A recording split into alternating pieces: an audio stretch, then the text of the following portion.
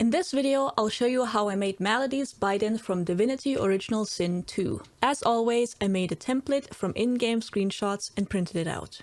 I started by getting a PVC pipe for the staff. A single pipe wasn't long enough, so I added a second one and trimmed it to the correct size. Then I took a thinner pipe that fit perfectly inside the larger one and cut off 2 parts of that. Since I didn't have a saw, I heated up a box cutter and used that to cut the pieces off.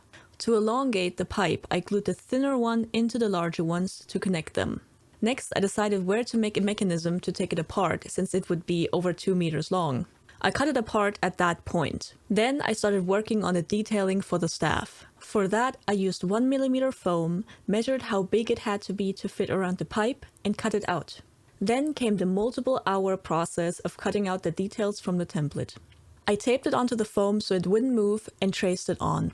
To make sure everything aligned, I traced the same edges on the other side of the foam. Since I only had the template for the front, I had to improvise the in-between sections.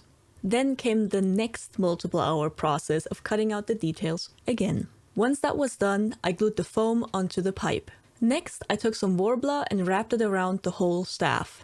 I heated it up bit by bit and used my fingers to press it into the details. After that, I dremeled the top part of the pipe to smooth out any sharp edges. Then I took the second thinner pipe piece and slid it into the larger one.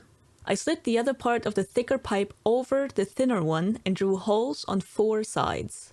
After dremeling the holes into the pipes, I slid the pipe back on and marked the location of the holes on the inner pipe. I dremeled those as well. Then I used tape to cover up the holes from the inside and placed magnets onto the holes on top of the tape. Using a hot glue gun, I glued the magnets onto the holes, then glued the smaller pipe into the larger one. Once the glue dried, I dremeled away any excess.